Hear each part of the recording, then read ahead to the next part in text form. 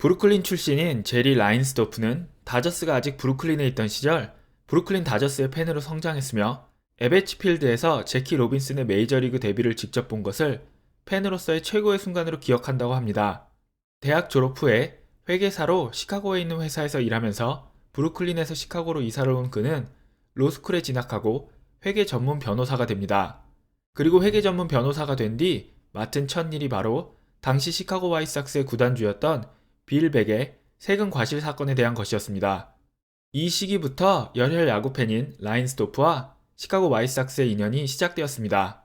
부동산 관련 사업으로 돈을 번 라인스도프는 시카고 화이트삭스의 구단주인 빌 백과 처음으로 인연을 맺은 1960년에서 21년이 흐른 1981년에 빌 백의 가족들로부터 시카고 화이트삭스를 인수하게 됩니다. 빌 백은 1979년 건강 악화로 인해 사망했으며 그가 사망한 뒤 가족들은 구단 매각을 알아보고 있었습니다. 사실 빌 백은 라인스도프가 담당했던 세금 과실 사건 후에 시카고 화이트삭스를 매각할 수밖에 없었고 1975년에 다시 시카고 화이트삭스를 매입했으나 4년 만에 건강 악화로 사망했습니다. 라인스도프가 구단 인수 후 처음 한 일은 스카우트 팀을 12명에서 20명으로 늘리는 것이었습니다. 1979년 감독으로 처음 데뷔한 토니 라루사는 2년간 97승 117패를 기록한 뒤 1981년 라인스도프 구단주 체제부터 승률 5할 이상을 기록했고 1983년에 처음으로 플레이오프 진출에 성공하면서 올해의 감독상을 받습니다.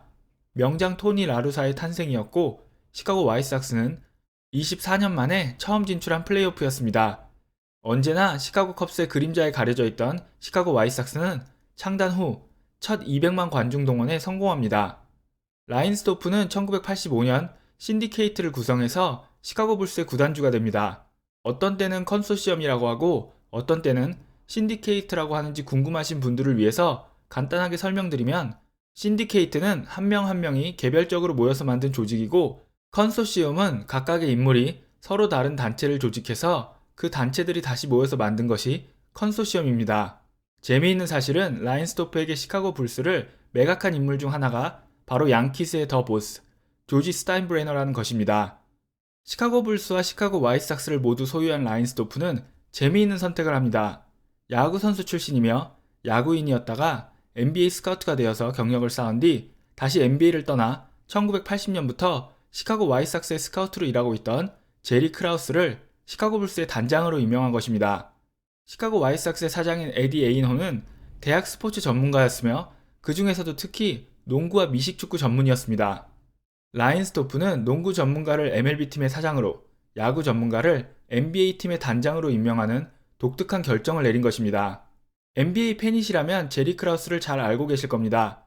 네, 바로 영광의 시카고 불스를 해체하고 조던과 불스의 7번째 우승을 저지한 악당 역으로 많은 농구 다큐멘터리에 자주 등장하는 바로 그 제리 크라우스입니다. 저 역시 조던 시대 NBA를 처음으로 접하고 시카고 불스가 이룬 2번의 3핏을 목격한 사람이지만 오늘은 조던의 위대함보다는 크라우스와 라인스도프의 그 이유에 대해서 이야기해보려고 합니다. 제리 크라우스는 처음부터 농구계에서 농구의 농자도 모르는 야구선수 출신의 스카우트로 알려졌었고 2명의 선수 영입에 대해서 자신의 의견을 강하게 내세우다가 미움을 사서 농구계를 떠나 야구계로 들어간 인물로 알려져 있으며 시카고 불스에서는 내부적으로 크게 환영받지 못했던 것으로 알려져 있습니다. 마이클 조던과 피펜도 공공연히 그를 조롱하고는 했습니다. 재미있는 것은 그가 영입을 주장한 2명의 유망주가 바로 필 잭슨과 지미 콜린스란 점입니다. 시카고 불스의 단장이 된 그가 지역리그 농구팀 코치를 전전하던 필 잭슨을 시카고 불스로 데려온 것은 우연이 아닙니다. 피펜을 드래프트 후 바로 트레이드로 데려오고 호레이스 그랜트, BJ 암스트롱, 토니 쿠코치를 드래프트로 영입한 인물이 바로 제리 크라우스입니다. 그러면 첫 번째 3핏에 초석을 다진 제리 크라우스는 왜 두 번째 3핏에서는 악역이 됐을까요? 먼저 우리가 알아야 할 사실은 제리 라인스도프는 회계사와 변호사라는 직업을 가졌던 굉장히 이성적이고 냉정한 사람으로 보인다는 것입니다. 그리고 그는 뼛속 깊이 노조를 싫어하는 인물로 알려져 있습니다. 1995년 NBA 선수협은 구단주들과 새로운 CBA에 합의하고 이 CBA는 6년의 기한을 가지고 있었지만 여기에 한 가지 예외 조항이 있었습니다. 선수들의 연봉 합계 평균이 NBA 팀 수입의 51.8%를 넘게 되면 기존의 협상을 파기하고 새로운 협상을 할 수 있다는 조항이었습니다.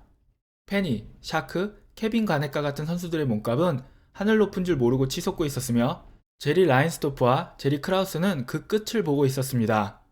메이저리그의 파업을 경험한 그였기에 NBA 파업도 피할 수 없을 거라 생각했을 것입니다. 라인스도프는 마이클 조던과 3천만 달러의 1년 계약을 합니다. 이게 얼마나 엄청난 일이냐면 NBA에서 마이클 조던 다음으로 3천만 달러 연봉을 보려면 2012년에 코비까지 기다려야 하며 코비가 떠나고 난 뒤 다시 2016년 르브론까지 기다려야 합니다. NFL에서는 2012년에 드류 브리스가, 그리고 MLB에서는 2016년에 커쇼, 그레인키, 프라이스가 함께 3천만 달러의 벽을 넘게 됩니다. 그동안 조던이 다른 MVP급 선수보다 적게 받았던 것은 사실이지만 이것을 감안해도 굉장한 금액의 연봉입니다. 시카고 불스의 2연패 준비를 마친 그는 시카고 화이트삭스를 우승시키기 위한 작업에도 착수합니다. 1996 시즌이 끝나고 FA 최대어였던 알버트 벨을 영입한 것입니다. 하지만 알버트 벨은 조던이 아니었습니다. 더군다나 이 시기 수많은 NBA 전설들이 조던에게 가로막혀서 우승을 못했던 것처럼 이 시기 아메리칸 리그에는 코어 4에 버니 윌리엄스, 티노 마르티네스, 폴 오닐이 있는 뉴욕 양키즈가 있었고 같은 지구에는 매니 라미레즈, 짐 토미, 알로마, 오마 비지켈, 로프튼, 데이빗 저스티스가 버티고 있는 살인 타선의 클리블랜드가 있었습니다. 사실 그렇다고 시카고 화이트삭스가 알버트 벨 이외에 화끈하게 투자를 한 것은 아니었습니다. 아마도 라인스도프가 한 가장 큰 실수는 농구는 마이클 조던이라는 한 선수가 팀을 우승시킬 수 있지만 야구는 알버트 벨이나 프랭크 토마스가 아무리 뛰어난 선수라도 동료들의 도움 없이는 우승이 불가능하다는 것을 더 일찍 깨닫지 못한 것입니다. 1997년 10월 케빈 가넷이 미네소타와 6년 1억 2,600만 달러의 계약에 합의하고 이 시즌 총 선수 연봉은 구단 수익의 57%를 넘어가게 됩니다. 모든 것을 미리 알았다는 듯이 시카고 불스의 주역 선수들의 계약은 1998년을 끝으로 끝나게 되어 있었습니다. 마이클 조던, 데니스 로드맨, 스카티 피펜, 룩 롱리, 스티브 커를 비롯해서 총 8명의 선수가 FA 신분이 되었지만 선수역과 구단주들은 새로운 CBA 합의를 이루지 못하고 있었고 시카고 불스는 FA 신분의 선수들과 협상을 보류합니다. 그리고 이러한 일들보다 더 중요한 일이 하나가 터지는데 바로 조던이 휴가를 보내던 중 오른손 검지가 잘리는 부상을 당한 겁니다. 당시에는 자세히 알려지지 않았지만 나중에 조던의 인터뷰와 제리 크라우스 그리고 제리 라인스도프가 한 인터뷰에 따르면 조던은 평소에 즐기던 시가를 피기 위해서 시가 커터를 이용했고 이 시가 커터에 손가락이 들어간 것이었습니다. 힘줄까지 손상을 입은 이 부상은 수술을 필요로 했으며 의료진에 따르면 1월 수술을 받아도 2달 이상은 훈련을 소화할 수 없는 상태였다고 합니다. 그리고 바로 이 시점에서 제리 라인스도프는 불스와 화이트삭스의 공동 우승 계획을 포기한 것으로 보입니다. 5년 5,500만 달러에 계약했지만 매 시즌 연봉 순위 3위 안에 들지 못하면 연봉을 인상시키는 조항이 있었던 알버트 벨이 연봉 인상을 요청한 시점이 바로 조던의 수술이 결정된 시기입니다. 1998년 그렉 매덕스가 애틀란타와 5년 5,750만 달러의 계약을 했고 페드로 마르티네스가 보스턴과 5년 7,500만 달러의 계약을 맺으면서 연봉 1위 자리에서 내려온 알버트 벨은 1999년 다저스가 케빈 브라운과 7년 1억 500만 달러의 계약을 맺으면서 연봉 4위로 내려옵니다. 그는 계약에 따라 연봉 인상을 요구했고 시카고 화이트삭스는 알버트 벨의 연봉을 60만 달러 이상 인상해 주어야만 연봉 3위 그렉 매덕스의 1,060만 달러를 넘어설 수 있었습니다.